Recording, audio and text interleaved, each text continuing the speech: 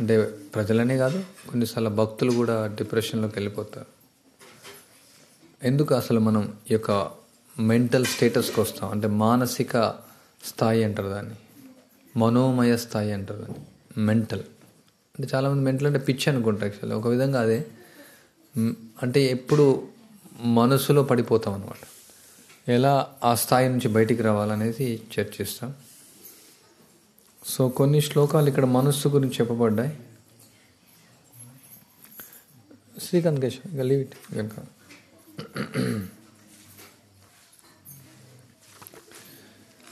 మామూలుగా చాలామందికి ఇంగ్లీష్ పదాలు అర్థం కాదు, బట్ డిప్రెషన్ అంటే ఈజీగా అర్థమవుతుంది, యాంగ్జైటీ అనేది అర్థమవుతుంది, నేర్పించాల్సిన అవసరం లేదు, ఊళ్ళో చెప్పినా కానీ అర్థమవుతుంది.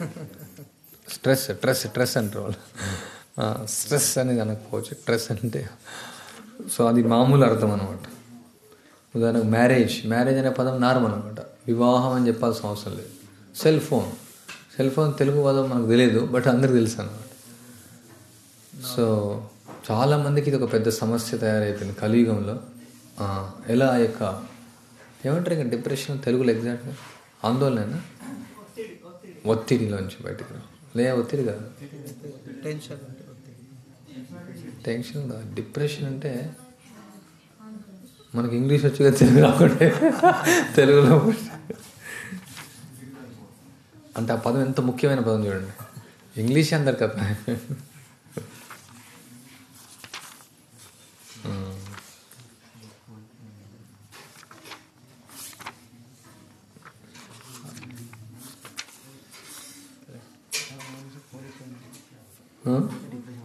ఎట్లా కోల్పోవడం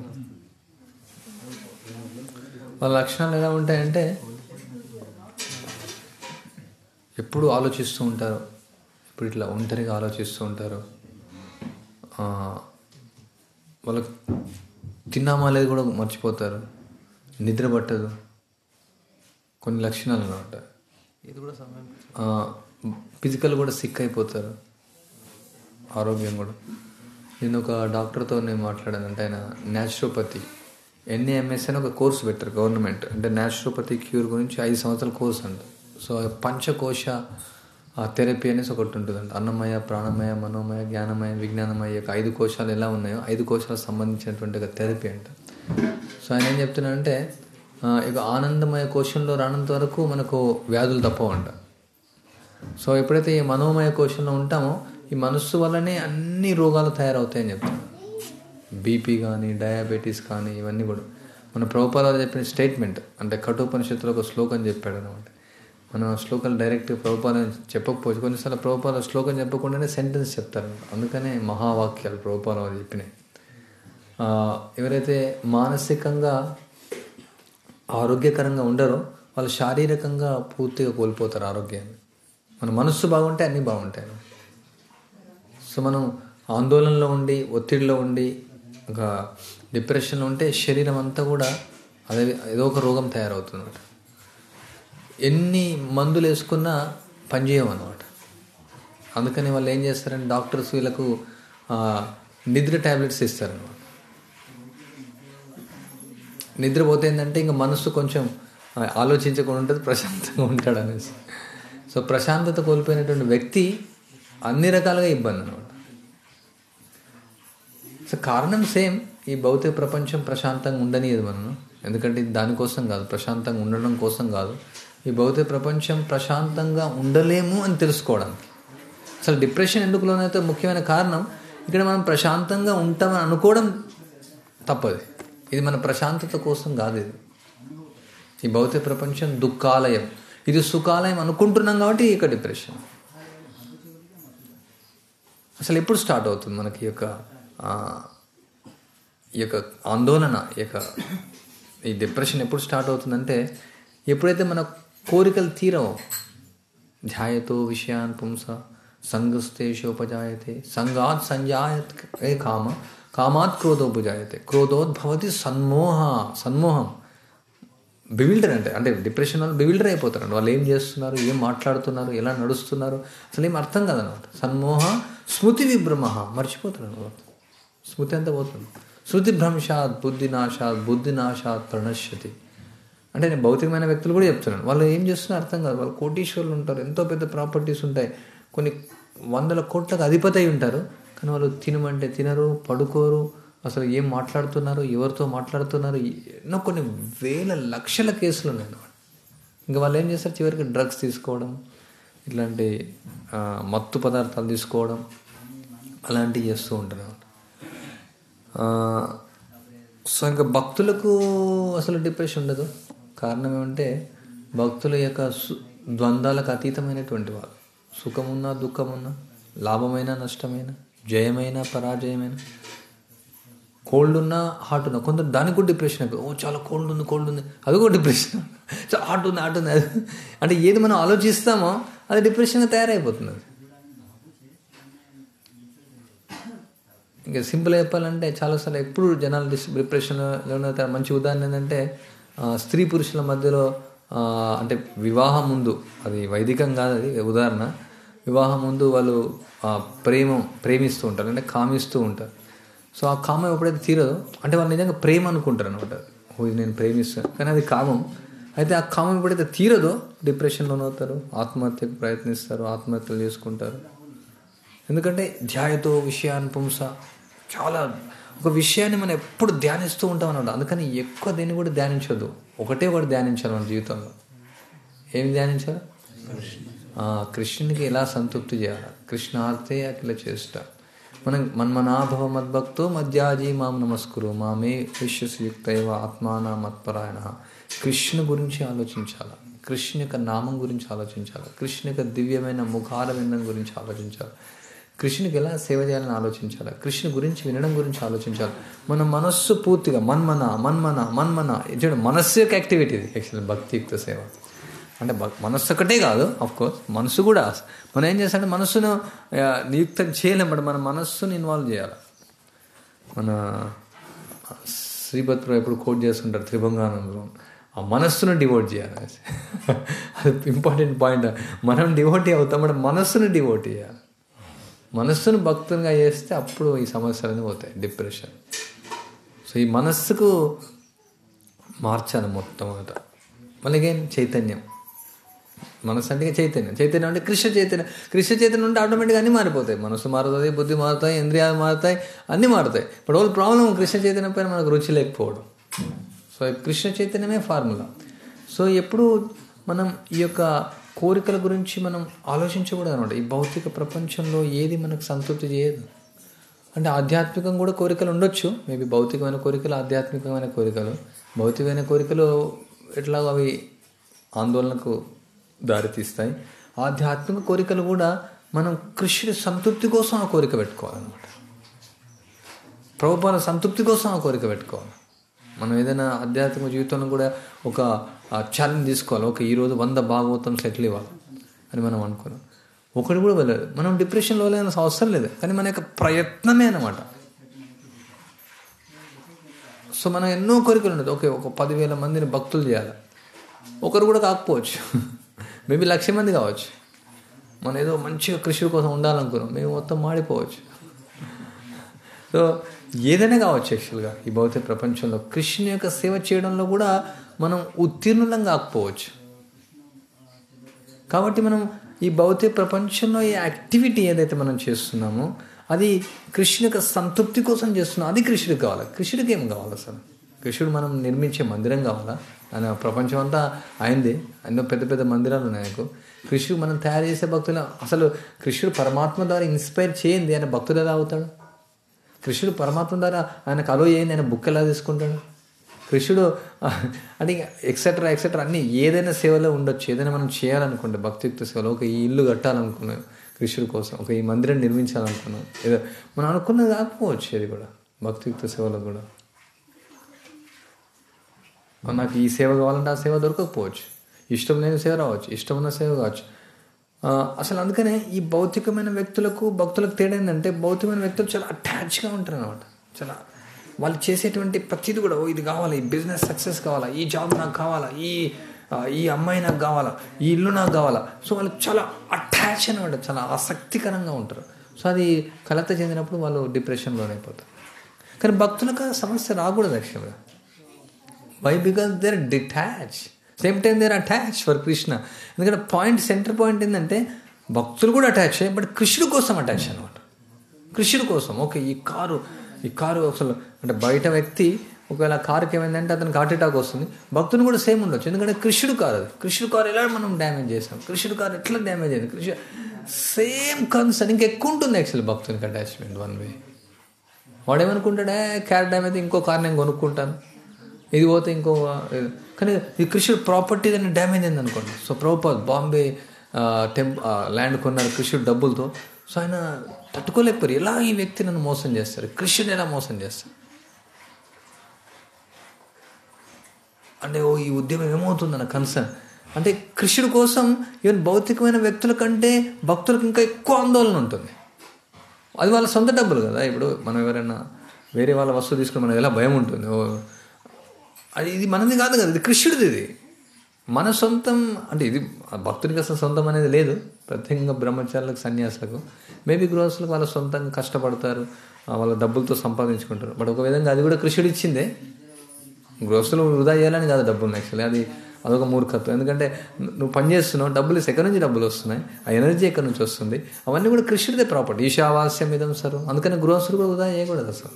గృహస్థులు అనుకొని ఇష్టం ఉన్నట్టు ఖర్చు పెట్టడం అంటే మామూలు చూశాను కదా, మామూలుగా అలవాటు అనమాట. డబ్బులు తీసుకెళ్తారు అన్ని ఖాళీ చేయడం అనమాట. అందుకని ఏటీఎం, బీటీఎం, డిటి అన్ని రకరకాల కార్డులు అనమాట. Credit card, debit card, suicide card, so many cards.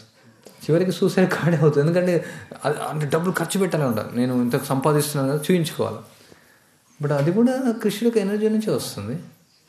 But still they difference. ఎందుకంటే బ్రహ్మచారులకు, సన్యాసి క్లియర్ అండర్స్టాండింగ్ ఉండదు, నాకు సంబంధించి ఏం లేదు. ఈవెన్ ఈ గుడ్డ కూడా చినిగిపోయింది, 10 ఏళ్ళు వాడినటువంటి చెద్దరు కూడా చినిగిపోతే ఇది చాలా బాధగా ఉంటుంది. ఇది పోయింది అంటే కొందరు తప్పుగా అర్థం చేసుకుని ఇది చిన్న గుడ్డ చినిపోయినందుకు, చిన్న కోపిన మీద బాధపడతారు అంటే ఇది కృష్ణుడు ప్రాపర్టీ, ఇది బాధపడాల. బాధపడిన వాడు మూర్ఖుడు అనమాట. అఫ్కోర్స్ కొందరు కనిష్ట స్థాయిలో ఉన్న అటాచ్మెంట్ వల్ల కూడా ఏడవచ్చు, చూడాలి ఆ వ్యక్తిని. బట్ సేమ్ టైం ఎన్నో ఉదాహరణ ఇవ్వచ్చు. ఉన్నతమైనటువంటి భక్తులు కృష్ణుడు యొక్క ప్రాపర్టీకి ఏదైనా ఇబ్బంది అయిందంటే వాళ్ళు తట్టుకోలేరు అనమాట. కానీ వాళ్ళు డిప్రెషన్లోనే వారు దానిలో. అది డిప్రెషన్ కాదు. కారణం ఎందుకంటే ఈ భౌతికమైన వ్యక్తి కంటే ఇతను ఇంకా ఎక్కువ ఆలోచిస్తాడు, ఇంకా ఎక్కువ బాధపడతాడు. మేబీ అదే ఆలోచన భౌతికమైన వ్యక్తికి వస్తే 360 బీపీ కావచ్చు, మేబీ 4 హార్ట్ అటాకులు రావచ్చు. బట్ ఈయనకు రావు, ఎందుకంటే ఇది కృష్ణుడి కోసం అనమాట, జస్ట్ కృష్ణుడి కోసం. కాబట్టి ఇది ఒక ఆందోళనకరమైనటువంటి విషయం కాదు. ఈ ఆందోళన వల్ల ఆనందం వస్తుంది. భౌతికమైన వ్యక్తి ఉదాహరణకు ప్రాపర్టీ ఇస్తున్నాను అంటే ఏదైనా ఉండొచ్చు. భౌతికమైన వ్యక్తి ఆ ప్రాపర్టీ కోసం బాగా ఆలోచించి డిప్రెషన్కి వెళ్ళిపోతే అది వేరే. కానీ ఈ యొక్క భక్తుడు ఈ ప్రాపర్టీ కోసం ఆలోచించి నిజంగా కృష్ణ చైతన్యంలో ఆలోచించాలి. మళ్ళీ అందులో మేము మిక్స్డ్ కూడా ఉండొచ్చు, ఆయనకి అటాచ్మెంట్ ఉండొచ్చు ఈ ప్రాపర్టీ పైన. ఆయనకు అటాచ్మెంట్ లేకుండా జస్ట్ కేవలం కృష్ణుడి కోసం చేస్తే అసలు భౌతికమైన వ్యక్తికి వచ్చేటువంటి ఒక ఆందోళన కంటే అది ఆందోళన రాదు, బట్ కొన్ని వేల రేట్ల ఆనందం వస్తుంది అతనికి. ఆ ఆందోళన వల్ల ఆనందంలోనే ఆనందం అతనికి. సో అందుకని భక్తుడు టెన్షన్ ఉండదనమాట, యాంగ్జైటీ లేదనమాట, హ్యాపీగా ఉంటారు ఎప్పుడు, నో యాంగ్జైటీ. మనం చూడొచ్చు ఇప్పుడు యశోదమ్మాయి చాలా యాంగ్జైటీ, రాధారాణి యాంగ్జైటీగా ఉంటుంది.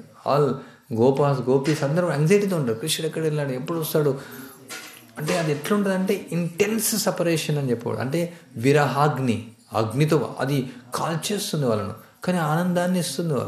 వాళ్ళు ఆనందంలో ఉన్నారు, తన్మయత్వంలో ఉన్నారు, ఎక్స్టసీకి వెళ్ళిపోతారు, వాళ్ళు పడిపోతారు. భౌతికమైన వ్యక్తి బీపీ వచ్చి పడిపోతాడు తిరిగి, కానీ ఆధ్యాత్మిక వ్యక్తి అతను ఆందోళనలో పడిపోతాడు అనమాట, తన్మయత్వం వచ్చి పడిపోతాడు అనమాట. కానీ మాయలో పడిపోదు డిప్రెషన్ వల్ల, తన్మయత్వంతో పడిపోతే పర్లేదు. అది కూడా ఒక మాయ అనమాట. నేను కృష్ణుడి కోసం ఇచ్చేయాలనుకున్నాను, అందుకే కాలేదు, ఈ వ్యక్తి ఇబ్బంది చేశాడు, ఆ వ్యక్తి ఇబ్బంది చేశాడు, ఇతను ఆపాడు, అతను ఆపాడు, ఈ విధంగా జరిగింది, ఆ విధంగా జరిగింది, నేను ఇలా అనుకున్నాను, నేను 1000 మందిరాలు కట్టాలనుకున్నాను, నేను 1,000,000 మంది భక్తులు చేయాలనుకున్నాను. ఉంటే తప్పులేదు, బట్ ఎందుకు మనకు డిప్రెషన్లోనే అంటే యాక్చువల్లీ మనం చేయకుంటే తన్మయత్వం వచ్చి అష్టసాత్వికారాలు చూపించాలి, కానీ మనం మాయలో పడిపోకూడదు అనమాట. సో దాన్ని బట్టి మనం చెప్పొచ్చు మన డిజైర్ ప్యూర్ కాదనేసి, మన కోరిక పవిత్రం కాదు. భౌతికమైన వ్యక్తి కోరికలకు భక్తునికి ఉన్నటువంటి కోరికలకు ఉన్నటువంటి తేడా అదే అనమాట. బికాజ్ ద ఎసెన్స్ అంటే కృష్ణ చైతన్యం యొక్క సారం, కృష్ణ చైతన్యం యొక్క సారం ఏమంటే కృష్ణార్తే అఖిల చేష్ట రసో వయసహ రసో ఏవాయం లబ్ధ్వానందం భవతి. అన్ని రసాలను ఆస్వాదించేది ఆయనే. అఖిల రసామృత సింధు అన్నీ ఆయనే. మనం ఎప్పుడైతే మనం అనుకుంటామో, అంటే నేను ఆ స్థాయిలో లేను, బట్ నేను కూడా డిప్రెషన్లో లేనప్పుడు ఆలోచించాను ఎందుకు నేను అవుతున్నా అంటే దానికి నాకు రియల్గా నేను రసో వయసా అనుకుంటున్నాను. అంటే నేనే అన్నీ ఆస్వాదించాలనే ఒక భావన లోపల ఉంది. అందుకే భౌతిక ప్రపంచం వచ్చాం. బహిర్గతంగా మనం ద్యూతం చాలా ప్యూర్ అనిపిస్తుంది. అదొక సమస్య అనుకున్నది అదే అనమాట. మన హృదయంలో ఉన్నటువంటి కల్మషాలు మనకు కనిపించవు. ఇప్పుడు శాస్త్రజ్ఞులు చూస్తారు, వాళ్ళు మైక్రోస్కోప్, టెలిస్కోప్ రకరకాలైనటువంటి కనిపెట్టారు. బట్ దానికి కనిపించేవి కూడా ఉన్నాయి ఇంకా. అదేవిధంగా మన హృదయంలో మనకు కనిపించేటటువంటి అనర్థాలు ఎన్నో ఉన్నాయి.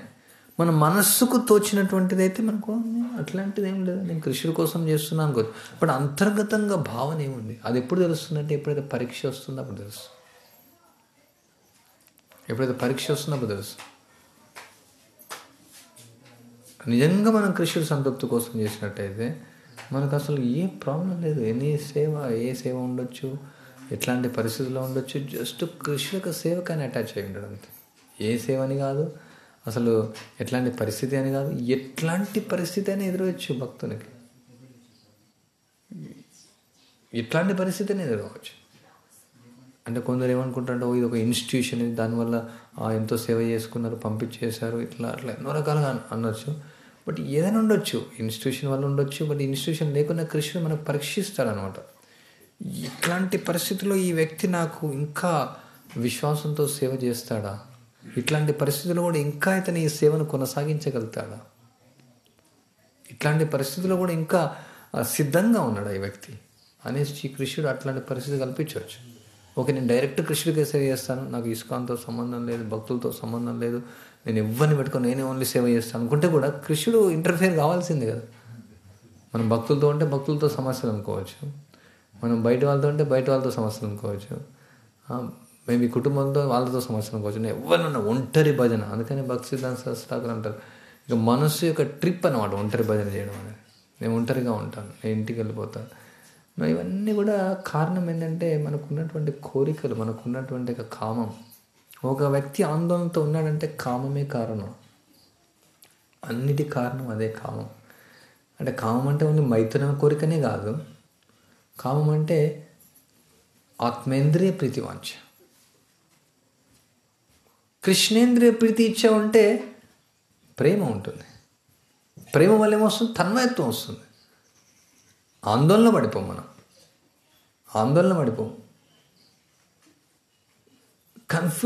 కన్ఫ్యూజ్ స్టేట్ చాలా డేంజర్ అనమాట. డిప్రెషన్లో ఉన్నటువంటి వ్యక్తి కన్ఫ్యూజన్ స్టేట్కి వస్తున్నాడు. కన్ఫ్యూజన్ అంటే అసలు ఎగ్జాంపుల్ అర్జునుడు డిప్రెషన్కి వెళ్ళిపోయాడు. ఎగ్జాంపుల్ ఇది డిప్రెషన్. బికాజ్ ఏం చేయాలో అర్థం కావట్లేదు. 64 కోట్ల మంది ఉన్నారు అక్కడ. ఇక్కడ భీష్ముడు ఉన్నాడు, ఆయన చిన్నప్పటి నుంచి చూసుకున్నాడు. ఈయన ద్రోణాచార్యుడు, ఈయన చిన్నప్పటి నుంచి విద్య నేర్పించాడు, అంత ప్రపంచంలో మేటి శిష్యుడు అని చెప్పాడు. అక్కడ అంటే తండ్రి యొక్క తమ్ముని కొడుకులు వాళ్ళంతా సోదరులు వాళ్ళు. అంటే ఇప్పుడు అంత రిలేషన్షిప్స్ లేవు, కానీ అప్పుడు చాలా ఉంటుంది యాక్చువల్గా.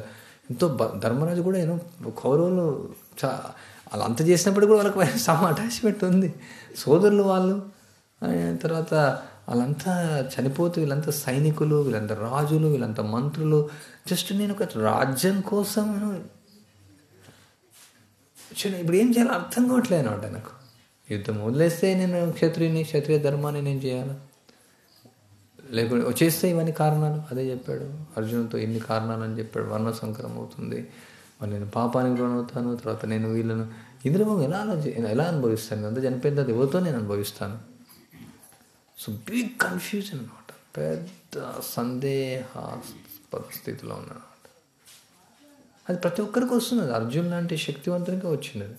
సో మన భక్తియుక్త సేవలో ఎన్నో రకాలైనటువంటి ఇట్లాంటి పరీక్షలు వస్తూ ఉంటాయి. అగ్ని పరీక్ష అని చెప్పవచ్చు, ఎన్నో అగ్ని పరీక్షలు వస్తూ ఉంటాయి.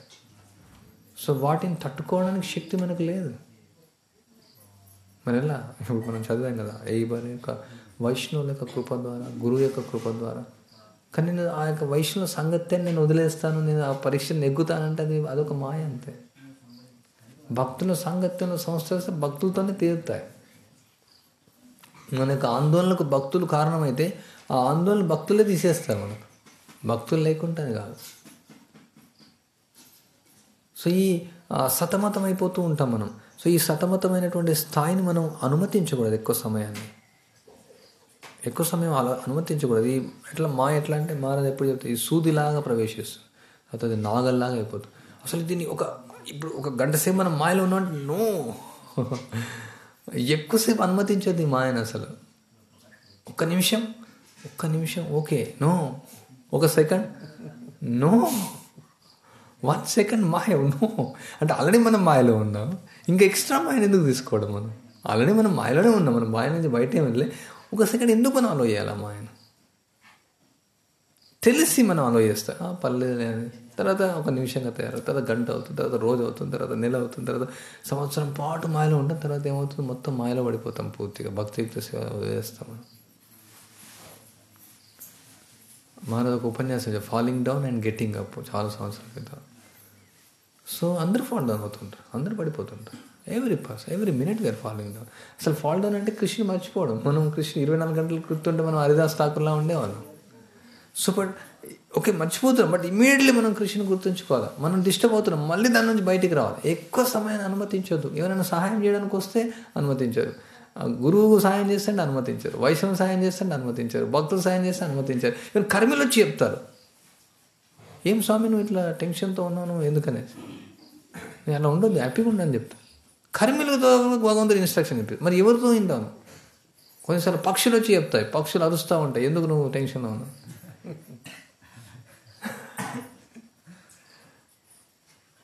చీమలు వచ్చి చెప్తాయి, చీమ అరుస్తుంది, నువ్వు ఎందుకు టెన్షన్తో ఉన్నావు? దోమలు వచ్చి గరుస్తాయి, కానీ దోమలు గరిచినా చీమలు గరిచిన వ్యక్తి ఆలోచిస్తూనే ఉంటాడు. మీకు అర్థమైనా?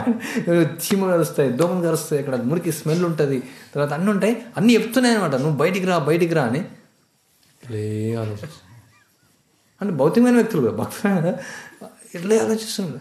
ఆలోచించేది అనవసరంగా. No need to think. కృష్ణుని గురించి ఆలోచించాలి. అసలు మనకు టైం ఎక్కడుంది ఆలోచించడం? మేము ఆలోచించాలంటే కిచెన్కి వెళ్ళాలి, కిచెన్లో ఆలోచించలేను అది నేను అందుకనే కిచెన్కి వెళ్తుంటాను అప్పుడప్పుడు. ఏదో నేను ఎవరి కోసం వెళ్ళడం, అప్పుడు ఏంటంటే ఇంక మొత్తం మనం వేరే ఏ ఆలోచన రావన్నమాట, జస్ట్ వంట ఉండాల్సిందే. మనం ఫైర్ కూడా ఎక్కువ ఉంటుంది, ఆ పాత్ర ఒక్కది పాత్ర అంతా మాడిపోదు, మనకున్న పాత్ర మామూలుగా మాడిపోతుంది అనమాట, తినలే. ఆలోచించలేంటే సర్వీస్ తీసుకోవాలి, చెప్పలేం. మళ్ళీ డ్రైవింగ్ చేసినప్పుడు ఏదో ఆలోచించడం యాక్సిడెంట్ అయిపోతుంది, జాగ్రత్త. అట్లాంటివి కూడా తీసుకోవద్దు. ఆలోచన చేయకూడదు యాక్చువల్గా ఎక్కువ, ఎందుకంటే మన యొక్క మనస్సు అసలు ఆ శ్లోకంలో మనస్సు చాలా డేంజర్ అన్నమాట. 6వ అధ్యాయం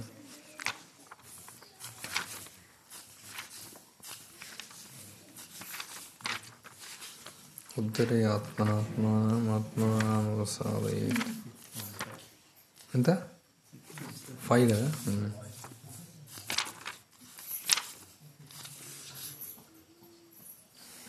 ఉద్ధరే ఆత్మనాత్మానం ఆత్మానామవసాదయే ఆత్మైవ ఆత్మనో బంధు ఆత్మైవ రిపురాత్మనః. మానవుడు తన మనస్సు యొక్క సహాయం చే తనను తాను ఉద్ధరించుకునే వాళ్ళు కానీ అధోగతి పాలు చేసుకున్నారు. బద్ధజీవుని మనస్సు అన్నది మిత్రుడును అలాగనే శత్రువు అయినది. ఆలోచించడం శత్రువు అయిపోతుంది, అనవసరమైన విషయాలు ఆలోచిస్తుంది. వివిధ పరిస్థితులు అనుసరించి ఆత్మ అను పదము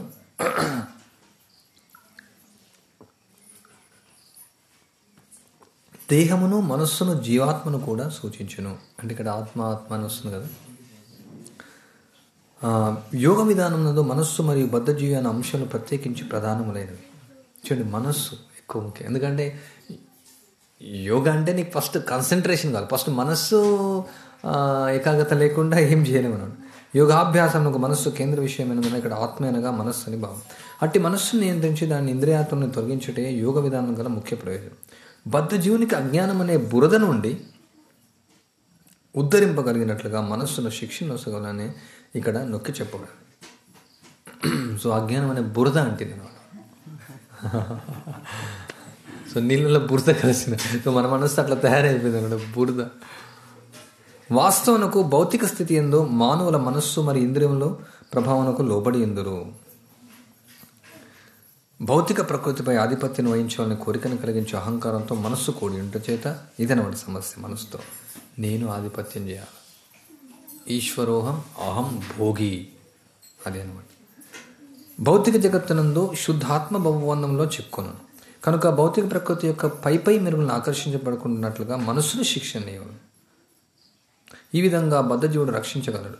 ఇంద్రియార్థములైన ఆకర్షణతో ఎవరును తమను తాము అధోగతి పాలు చేసుకుని రాదు.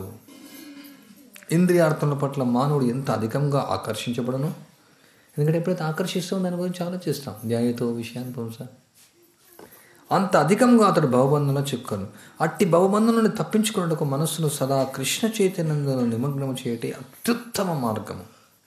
ఈ విషయం నొక్కి చెప్పుటకే ఈ శ్లోకం నుండి హీ అను పదము ప్రయోగించబడినది. ఇంకా వేరే మార్గం లేదన్నమాట అసలు. అనగా ప్రతి ఒక్కరూ దీన్ని తప్పక ఆచరించవలను. అమృత బిందోపనిషత్తు నుండి ఇట్లా చెప్పబడినది. మన ఏవే మనుష్యానాం కారణం బంధ మోక్షయో బంధాయ విషయో సంగో ముక్తై నిర్విషయం మనః. మానవునకు మనస్సే బంధమోక్షములకు కారణం. అసలు ఈ భౌతిక అంటే ప్రపంచంలో మనం బంధించబడడానికి కారణం మనస్సే. ఈ మనస్సు పవిత్రంగా కానంత వరకు మనం ఇక్కడే ఉంటాం. అండ్ మన మోక్షానికి కూడా అదే కారణం. మన మనస్సే తీసుకొని వెళ్తుంది. ఇంద్రియాత్మలందు లగ్నమైన మనస్సు బంధమునకు కారణం కాగా, ఇంద్రియాత్మ నుండి అనాసక్తమైన మనస్సు మోక్షమునకు కారణమవుతుంది.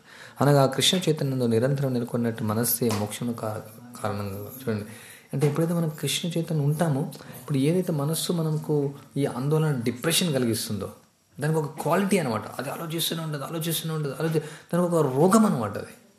అది ఇంకా ఆలోచిస్తూనే.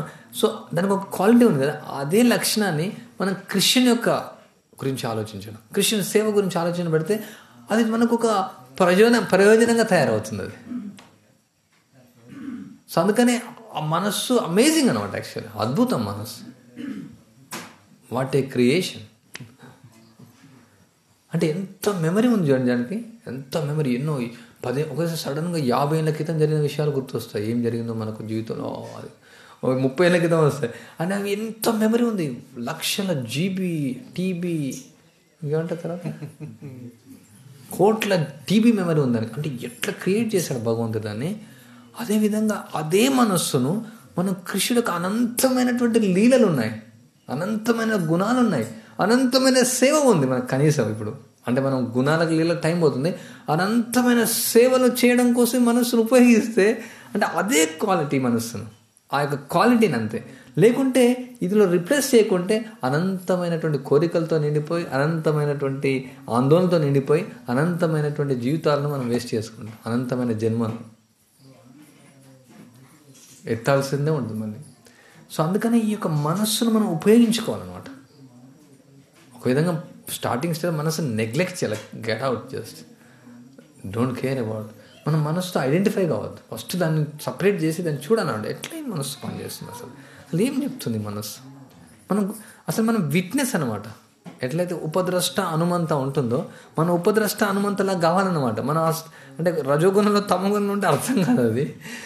అసలు ఒకసారి ఆలోచించు, అసలు ఎట్లా ఈ మనసు పనిచేస్తుంది అసలు. So amazing actually. అది ఎట్లాంటి ఆలోచనలు ఇస్తుంది, ఎలా ఆలోచిస్తుంది, అసలు ఎలా దాని యొక్క అసలు ఎక్కడి నుంచి వస్తాయి ఈ మెమరీస్, అది ఏం చేస్తుంది, అది దాన్ని మనం ఒక సాక్షిగా విట్నెస్గా ఉండాలి. అంతేగాని మనం దాని ద్వారా గుర్తించబడదు. మనం ఇట్లా క్యారీడ్ అవే అయిపోతాం అనమాట. ఎట్లా కాలకృష్ణదాస్ ఎట్లా వెళ్ళిపోయాడు వాళ్ళతో మన మనసు వెళ్ళిపోతూ ఉంటుంది అనమాట. మన ఇక్కడే కృష్ణుడు ఉంటాడు, ఇక్కడే భక్తులు ఉంటారు, ఇక్కడే అన్నీ ఉంటాయి, మన మనసు వెళ్ళిపోతూ ఉంటుంది అనమాట. బట్ అదే మనస్సు గుణం మన కృష్ణ మనస్సు ఆటోమేటిక్ మనం ట్రైన్ చేస్తామంటే శిక్షణ. ఇక్కడ పాయింట్ అదే, శిక్షణ ఇస్తే జస్ట్ మనం ఒకవేళ మనం ఇంటెలిజెన్స్ ఫిక్స్ చేసాం అనుకో, అది నామాన్ని వింటూ ఉంటుంది, సేవ చేస్తూ ఉంటుంది, ఆ గుణాలను థింక్ చేస్తూ ఉంటుంది. That will give bliss actual. ఆ మనస్సు ఆనందాన్ని ఇస్తుంది. నాకు ఇంక ఇవ్వట్లేదు చెప్తున్నాను, but that's what at least we can take some glimpse. ఒక్కసారి మనస్సు రియల్గా మనస్సు కృష్ణుడు పాదాల పట్ల వెళ్తే ఎంత ఆనందం, వాట్ ఏ రిలీఫ్. దాన్ని అట్లా ట్యూన్ చేస్తాను నిజంగా. మనసు చెప్పి నేను మంత్రాన్ని వింటాను, నేను మంత్రాన్ని వింటాను మనసు మారం చేసింది అనుకోండి, మనం జపం చేసేటప్పుడు మన మనసు ఎట్లా మారం చేస్తున్నాం, బయటికి వెళ్ళాలా, అక్కడికి వెళ్ళాలా, ఇంటికి వెళ్ళాలా, ఈరోజు అది చేయాలా, ఈరోజు ఇది చేయాలా, అక్కడేమవుతుందో ఇక్కడేమవుతుందో, ఈరోజు ఏం కుకింగ్ చేస్తాం, మన మనస్సు కంటిన్యూస్గా సంకల్ప వికల్పాలతో నిండిపోతుంది. అదే మనస్సు జస్ట్ నేను జపం చేయాలా, వినాలా, మంత్రం వినాలా, ఎంత బ్లిస్ అది. సేవ చేయాలా, ఓ కృష్ణుని యొక్క పాదాలు, కృష్ణుని యొక్క సేవ, కృష్ణుడు లీలలు, కృష్ణుని యొక్క గుణాలు అవి గుర్తు చేస్తే ఎంత ఆనందం ఉంటుంది మనిషికి అసలు. సో ఫస్ట్ అందుకని మన మనస్సుకు శిక్షణ ఇవ్వడం నేర్చుకోవాలట, మనం మెంటల్గా అవుతాం. అందుకనే భక్తి సిద్ధాంత సరస్వతి చెప్పింది అతడు 100 చెప్పు దెబ్బలు ఉదయం 100 చెప్పు దెబ్బలు 100 చీపురుతో కొట్టడం. వాళ్ళు చీపురుతో కొట్టడం అంటే చాలా అంత మంచిది కాదు అసలు. అంటే అట్లా ఉండాలి దానికి అనమాట. చివరికి చీపురుతో కొడతారు అనమాట. చివరిది అనమాట. చెప్పుతో కొట్టడం అంటే చివరిది. చెప్పుతో కొడితే చాలా అవమానం అనమాట. ఏదైనా దొంగతనం చేసిన వాళ్ళకు, లేకుంటే చాలా నీచమైన కార్యం చేసిన ఊళ్ళో ఇట్లా చెప్పుతో కొట్టుకుంటూ వీధుల్లో తిప్పుతారనమాట. చెప్పుతో కొట్టడం అంటే చాలా హీనం అనమాట. చెప్పులని చాలా హీనం. అందుకని ఈ మందిరం ముందు చెప్పులు విడవకండి, అదొక సైడ్ పాయింట్. భగవంతుడి ముందే చెప్పులు కనిపిస్తున్నాయి, తీసుకుంటే అది కనీసం చెప్పులు అనేది చాలా నీచమైనటువంటివి అనమాట. అవి మామూలుగా చెప్పులు తాకనివ్వరు కూడా యాక్చువల్గా. ఒక పేరేవో పాదరక్షలు అవి. సో ఆ చెప్పుతో కొట్టాలంట అంటే దాన్ని అసలు అంత అవకాశం ఇవ్వద్దు అనమాట. దానికి అంత శిక్ష అనేది ఇవ్వాలి, దానికి అంత శిక్షణ ఇవ్వాలి. శిక్షణ ఇవ్వాలంటే శిక్ష అనేది అవసరం. ధాతు అంటే దాన్ని దండించాలి మనస్సును. అండ్ దాన్ని ఊరికే దాన్ని ఇంకా అది సాధ్యంగా కూడా జస్ట్ వదిలేయాలి, అంతే వదిలేయాలి. చెప్తే వినకుండా ఏం చేస్తాం, ఇప్పుడు ఒకటే అరుస్తానే వదిలేస్తాం, అంతే పట్టించుకో. ఏడుస్తూ ఉంటారు, నీకు చాక్లెట్ కావాలా, ఓకే వద్దు, నీకు ఇది కావాలా, వద్దు, పిల్లలతో ఇది తీసుకోవద్దు, నీకు ఇది తీసుకోను, ఎంతైనా ఏడుస్తాను. ఏడు పని వదిలేసాం అనుకో, ఏడుస్తారు వదిలేస్తాను, ఏం ఏడ్చి వదిలేస్తారు అంతే. ఈ అమ్మాయి ఏడుస్తుంటాడు చాలాసార్లు, నవ్వుతాడు లేకుండా ఏడుస్తాడు. ఎవరైనా వచ్చినా ఇంకెక్కువ ఏడుస్తాడు. నేను అదే చెప్తాను, అసలు ఏం పట్టించుకో, ఏడుస్తాను అంతే. మనసు ఒకటే ఇబ్బంది పెడితే నువ్వు ఈ పని నువ్వు చేసుకుని ఆ పని నేను చేసుకో. సింపుల్ సొల్యూషన్ అది. Net the mind. ఇవన్నీ ఇబ్బంది పెడితే కూడా అట్లే చేస్తాం కదా మనం. ఇప్పుడు అట్లా వెళ్తే పిల్లలకి వెళ్తే ఒకటే అరుస్తూ ఉంటారు. అదేదో చెప్తుంటారు వాళ్ళ పాత స్టోరీ లేదు, మీరు మామిడికాయలు ఇప్పుడు తెంపుతున్నారు, ఇట్లా చేస్తారు ఇది అదేదో ఒక ముస్లిం ఉంటుంది, ఎప్పుడు అరుస్తూనే ఉంటారు. మనం ఏం చేస్తే నడుచుకుంటూ వెళ్ళిపోతారు అంతే. ఒక ఆయన వచ్చి ప్రభు ఇట్లా అరుస్తూ ఉంది, అట్లా చాలా సీరియస్గా చెప్తున్నాను. 2 సంవత్సరాలు మామూలు లేదు మాకు, నువ్వు అంత సీరియస్ తీసుకోకుండా ఇట్లా. సో కొత్తలో అట్లా ఈ మనసు అంటే ఎవరైతే దాన్ని ఏమంటారు, బివిటర్ అవుతాడు. మనసు ఇట్లా చెప్తాడు, అట్లా మనసు డిస్టర్బ్ ఉంది నాకు, ఇట్లా పెద్ద స్టోరీ. అది మామూలు, అందరికీ అది మామూలు ఉన్నటువంటి స్టోరీ. అది కొత్త స్టోరీ ఏం లేదు, నీ మనస్సే కాదు, ఈ భౌతిక ప్రపంచం ఉన్నటువంటి ప్రతి మనస్సు స్టోరీ అది. నాకు సమస్య ఉంది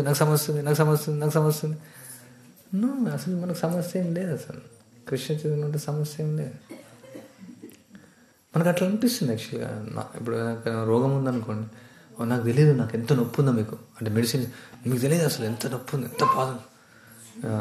ప్రణవ్ గడ్డ అయింది కొంచెం, నీకు తెలియదన్న. ఎన్నోసార్లు గడ్డలు అయినాయి, మాకంతా గడ్డలు అయినాయి, అంతా చీమ్ తీసుకో.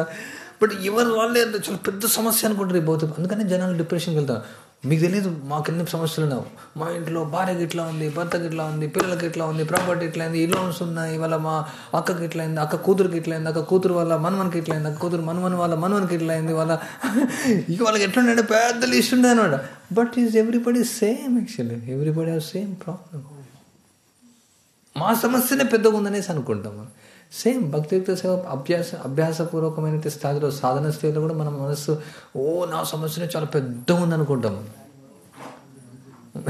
దానికంటే మనం అనుకోవచ్చు మన సమస్య చాలా చిన్నది. యాక్చువల్గా మనకున్న సమస్య చిన్నది. ఎన్నో రకాలుగా మనం కృష్ణ చైతన్యం దూరం కావడానికి ఈ యొక్క మాయ ప్రయత్నిస్తుంది. సింపుల్గా చెప్పాలంటే ఇదంతా మాయ యొక్క ప్రభావం. ఈ మాయ ఏం చేస్తుందంటే మనస్సు ద్వారా అటాక్ చేస్తుంది అనమాట. మనస్సును జయించిన వాడి శాంతి పొందుతూ పరమాత్మను చేరినట్టు వాడేమను. నెక్స్ట్లో మనస్సును జయించిన వానికి మనస్సే ఉత్తమ మిత్రుడు, కానీ అట్లా చేయలేని వానికి మనస్సే గొప్ప శత్రువు. చదవలే. మానవ ధర్మం నిర్వహించడం మనస్సును మిత్రునిగా చేసుకునే కొరకే దాన్ని నియంత్రించడే అష్టాంగ యోగాభ్యాస ప్రయోజనమై ఉన్నది. మనస్సు నియంత్రింపబడనిచో యోగాభ్యాసం కాలయాపన మాత్రమే కాగలదు. మనస్సును అదుపు చేయలేని వాడు నిరంతరం గొప్ప శత్రువుతో కలిసి జీవించిన వాడను. ఈ విధంగా అతని జన్మ మరియు జన్మ ప్రయోజనం సంపూర్ణంగా వ్యర్థమగును. తనకంటేనూ ఉన్నతుడైన యజమాని ఆజ్ఞలను నిర్వర్తించడం అనేది జీవుల సహజ స్థితి. మనస్సు జయింపరాని శత్రువుగా ఉన్నంత కాలం అతడు కామము, క్రోధము, ద్వేషము, లోభము, మోహం వంటి వాని ఆజ్ఞలు సేవించవలసి వచ్చును. కానీ మనస్సు జయింపబడినప్పుడు మానవుడు ఎల్లరి హృదయమునందు పరమాత్మ రూపం నెలకొన్నట్టు దేవదేవుని ఆజ్ఞలను అనుసరించుటకు స్వచ్ఛందంగా అంగీకరించును. హృదయస్థుడైన పరమాత్మతో కూడి అతని ఆజ్ఞను అనుసరించుటే నిజమైన యోగం ఉపదేశించును. కృష్ణ చైతన్యంలో ప్రత్యక్షంగా నెలకొన్న వానికి భగవాన్ ఆజ్ఞను సంపూర్ణంగా పాటించుట అప్రయత్నంగా జరిగిపోవును. సో అద్భుతమైన భాష్యం ఇది, అన్నీ క్లియర్గా చెప్పబడింది. మనస్సును జయించిన వాడు శాంతిని పొందుచే పరమాత్మను చేరిన వాడు. అట్టివానికి సుఖ దుఃఖములు, శీతోష్ణములు, ఉపమానములు అన్నీను సమానములే ఉన్నవి. భాష్యం. వాస్తవనకు అందరి హృదయములందు పరమాత్మ రూపంలో నెలకొన్నట్టు దేవదేవుని ఆజ్ఞలను పాటించుటకే సర్వజీవులు ఉద్దేశించబడి ఉన్నారు.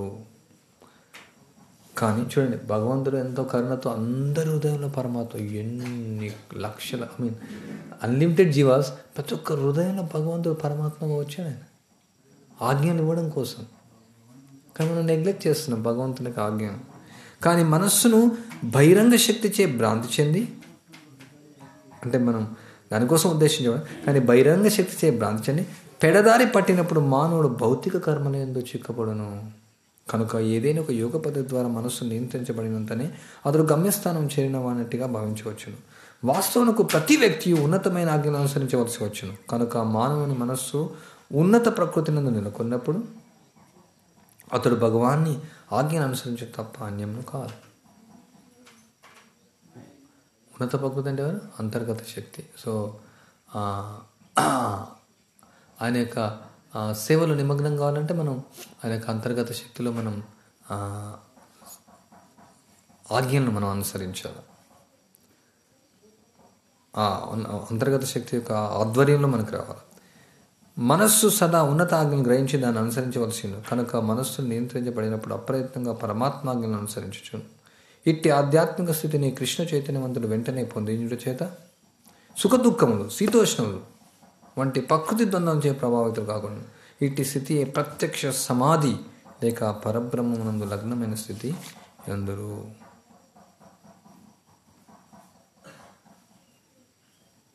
తర్వాత ఇంకా శ్లోకంలో గులకరాలైనను బంగారమైన సమానంగా గాంచును.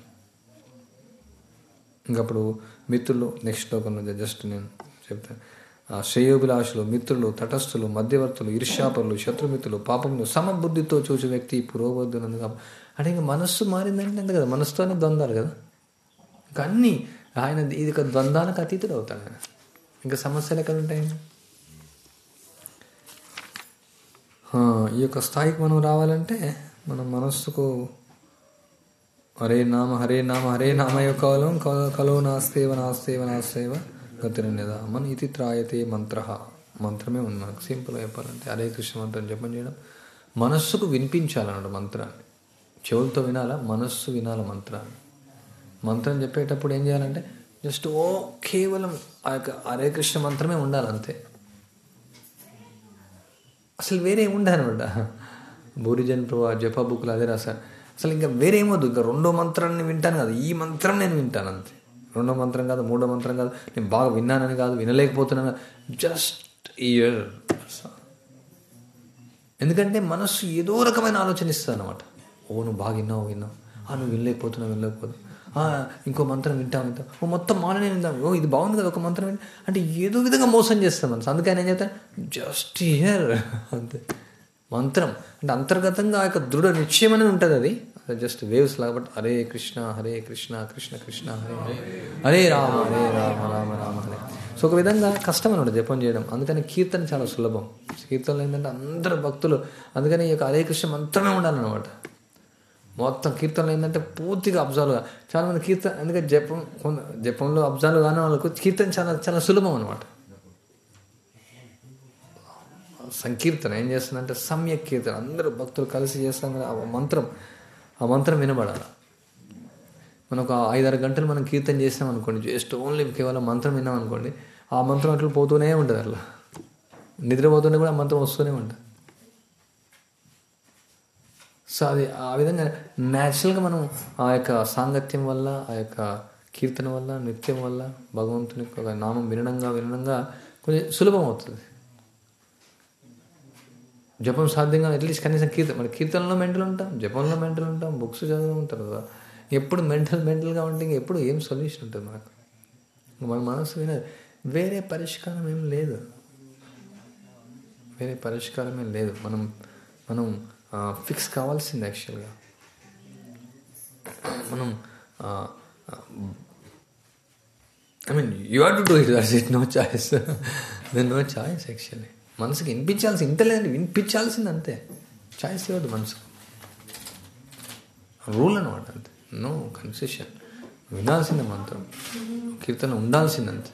అందుకని నియమ నిబంధన. అందుకే నియమ నిబంధన. మంగళారతి తప్పకుండా రావాల్సిందే. 16 మాలు కనీసం జపం చేయాల్సిందే. ఒకరోజు ప్రతిరోజు 8 గంటలు సేవ చేయాల్సిందే. ఎందుకంటే ఈరోజు తలనొప్పి వస్తుంది, ఇంకో రోజు ముక్కు నొప్పి వస్తుంది, ఇంకో రోజు కాలు నొప్పి వస్తుంది, ఇంకో రోజు చెవి నొప్పి వస్తుంది, ఇంకో రోజు కడుపు నొప్పి వస్తుంది, ఇంకో రోజు తల్లిదండ్రులు ఆలోచిస్తాం, తర్వాత హరే కృష్ణ అంతే. Okay, some exceptions are there, ఆరోగ్యం బాగాలేకుంటే. కానీ దేనికి కూడా ఎక్స్క్యూజ్ ఇవ్వద్దు అసలు మనసుకు. ఇదంతా మనసుతోనే సమస్య అంతా, వేరే సమస్య ఏంటి? మన మనస్సుతోనే. ఇంకా ప్రపంచం అంతా సమస్యగా చూస్తాం మన మనసు సమస్య అయితే. ప్రపంచం అంతా సమస్యగానే చూస్తాం. అంత మనకు దుఃఖానికి హేతుగానే చూస్తాం. అందరూ మనం దుఃఖం కలిగించే వాళ్ళలాగా చూస్తాం. అందరూ మనను ఏదో దుర్వినియోగం చేస్తున్నట్టే చూస్తాం. అందరూ మనను అసలు ఏదో కించపరుస్తున్నట్టే చూస్తాం. ఆ విధంగానే కనిపిస్తుంది. మనసు యొక్క స్వభావం అది. మనసు యొక్క స్వభావం. మనసు వినదన్నమాట. మనసు వినదు. నేను కూర్చొని వింటాను ఉపన్యాసం, నాకేం నిద్ర రావట్లేదు. మనస్సు మనం నిలబడనీయదనమాట. ఉపన్యాసంలో జపం చేసే నిలబడనీయదు. ఇంకా చాలా చాలా శ్లోకాలు చెప్తాడు. కూర్చొని చేయాలి కదా జపం అంటే, కూర్చొని చేయాలి, కూర్చుంటేనే అటెన్షన్ వస్తుంది, కూర్చుంటేనే బాగా వింటాం మనం, మళ్ళీ నిలబడితే ఎక్కడన్నా దృష్టి పోతుంది. తర్వాత ఈ విధంగా మనస్సును నిద్రలోకి తీసుకెళ్ళడానికి మనస్సు మోసం చేస్తూ ఉంటుంది అనమాట. మళ్ళీ నిలబడితే అందరూ ఏమనుకుంటారో మన గురించి, నిలబడితే మళ్ళీ బయటికి వెళ్తామేమో అంటే మంచి ఆలోచనలు ఇచ్చినట్టే చేస్తాను అనమాట. మంచి ఆలోచనలు ఇచ్చినట్టే చేస్తుంది, తర్వాత మోసం చేసి నిద్రకు తీసుకెళ్తాను మంచిగా. ఇట్లా మామూలుగా ప్యాటింగ్ చేయడం అంటారు. మనసు ప్యాటింగ్ కూడా చేస్తారు కొన్నిసార్లు. బుజ్జగిస్తాను. నువ్వు ఇంటలో కదా బుద్ధి, ఇది స్ట్రాంగ్ ఉంది, ఓకే. నువ్వు ఇంటలో కదా, ఓకే, ఈ టెక్నిక్ వాడతావు. ఇవి చెప్తావు. కొన్నిసార్లు డిమాండ్ చేస్తావు, నువ్వు చేయాల్సింది, నువ్వు బయటికి వెళ్ళాల్సింది. లేదా అక్కడ బయటికి వెళ్తే బాగుంది. మనం చూడొచ్చు భార్యాభర్తల మధ్యలో అట్లా ఉంటుంది. కొన్నిసార్లు గట్టిగా చెప్తారు, లేకుంటే కొన్ని రకరకాలుగా వాళ్ళు చేస్తూ ఉంటారు. నాకు అంత అనుభవం లేదు, మీకు అంత అనుభవం ఉంటుంది, రకరకాల సంబంధాలు. సో మనసు ఆ విధంగా రకరకాలుగా ఏదో విధంగా వలలో పడేసుకోవడానికి చూస్తాను అనమాట. అందుకని ఎంత చెప్పినా సరే నేను కూర్చొని వింటాను, నిద్రపోతాను అంతే. అది మనస్సు యొక్క ప్రాబ్లం ఉంటుంది. అదే నిద్ర వస్తూనే ఉంటుంది అనమాట. అది వినడానికి ప్రయత్నిస్తున్నట్టు చూస్తాను. నేను నేర్చుకుంటాను ఎట్లా నేను నిద్ర ఈరోజు మొత్తం జపాన్ని కూర్చొని చేస్తాను, ఎంతున్నా మళ్ళీ నిద్ర వస్తాను. అందుకని సింపుల్ ఏంటంటే మనం ప్రాక్టికల్గా ఉండాలంతే. ప్రాక్టికల్గా ఉండాలి. మనసు చెప్పింది వినొద్దు అసలు. మనసు చెప్పిందంటే మనం అనవసరంగా వల్ల పడిపోతాం. Better not to waste 1 class sleeping. అప్పుడు ఏమవుతుందంటే అట్లే అయిపోతాను. ఇప్పుడు మామూలుగా లెక్చరే కదా చెప్తుంది, ఈ లెక్చర్ బాగాలేదు, ఇదంతా ఫిలాసఫీ ఉందిలే, స్టోరీలు కాబట్టి నేను వింటాను, రకరకాలు చెప్తుంది మనసు. కొన్ని లక్షల కోట్ల ఆలోచనలు వస్తాయన్నాడు మనస్సు. ఇప్పుడు లేదో ఈ స్మార్ట్ ఫోన్లు, ఇంటర్నెట్లు, ఎన్నో ప్రోగ్రామ్స్ వేసి అవన్నీ పనికిరా వాడికి. అది వితౌట్ ఛార్జింగ్, వితౌట్ ఛార్జింగ్ కొన్ని daily new programs, every second new program can make better software engineer. ప్రపంచంలో ఏ సాఫ్ట్వేర్, ఈవెన్ ఇన్ఫోసిస్ కానీ, ఈవెన్ యాక్సెంచర్ కావచ్చు, ఇంకేమో బిల్ గేట్స్, అసలు ఈ మనసు లాంటి ప్రోగ్రామ్ చేసే మెషిన్ ఎవరు ప్రపంచంలో తయారు చేయలేదు. అసలు సెకండ్కో ప్రోగ్రామ్ తయారు చేస్తుంది. కొత్త ఇన్వెన్షన్స్ వస్తూనే ఉంటుంది మనసుకు. అసలు సృష్టిలో లేదన్నమాట ఇంతవరకు తయారు చేయలేరు కూడా. భగవంతుడు అంత పవర్ఫుల్ క్రియేషన్ అనమాట. అందుకనే ఆ సుష్టిర్ మధురం ఎస్థిర్ మధురం స్వీట్ అనమాట. మధురం అంటే అది మనసు స్వీట్గా ఉంటుంది మనం బాధ పెట్టినప్పుడు. బట్ దాని గురించి చూస్తున్న విధంగా what a mind, how Bhagwan created this mind. అంటే భగవంతుడి యొక్క సృష్టి మధురం అనమాట. మనం మాయలో పడేయడానికి అంటే ఎవరైనా తపస్సు చేస్తే ఇంద్రుడు ఏం చేస్తాడు, అప్సరసను పంపిస్తాడు, తర్వాత రకరకాలుగా చేస్తూ ఉంటాడు అనమాట. ఎవరు నరనారాయణ తపస్సు చేస్తే కూడా పంపించాడు ఆయన, అది తెలియదు దేవాదేవుడు అనేసి ఇంద్రుడు పొజిషన్. సో ఇక మనసు రకరకాలైనటువంటి టెక్నిక్స్ పంపిస్తూ ఉంటుంది అనమాట. అయినా ఇప్పుడు గాలిపటాల పండుగ ఇది, గాలిపటాలు ఎగిరేస్తూ ఉంటారు. మనం గాలిపటంలాగా ఎగురొద్దు అనవసరం, ఎగిరితే ఎక్కడికో వెళ్ళిపోతాం. మనం ఎక్కడే గ్రౌండ్లో ఉండి గ్రౌండ్ రియాలిటీకి రావాలి. యాక్చువల్గా మన మనసు కొన్నిసార్లు గాలిపటాన్ని ఎగిరిస్తావు, నువ్వు గొప్పవాడివి అంటే మనసు ఇంకొక ప్రోగ్రామ్ అనమాట. రకరకాల ప్రోగ్రామ్స్లో అదొక ప్రోగ్రామ్. నువ్వు గొప్పవాడివి, వేదన చేయగలుగుతావు, ఇట్లా ఉంది అట్లా ఉంది. బెటర్ భూమిపైన ఉంటే బెస్ట్. మనం హరే కృష్ణ హరే కృష్ణ కృష్ణ కృష్ణ హరే హరే, హరే రామ హరే రామ రామ రామ. ఏమైనా ప్రశ్నలు ఉన్నాయి? ఆఫరింగ్ అయిపోయేంత వరకు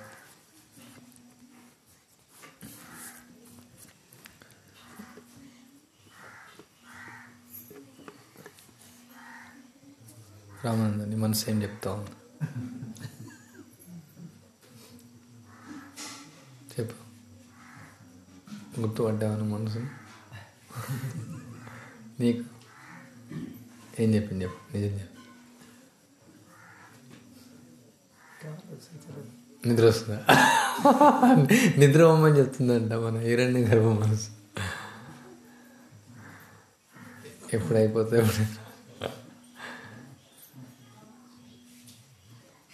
శిల ప్రభుపాద్ కీ జాయ్, భగవద్గీత యథాతథం కీ జాయ్.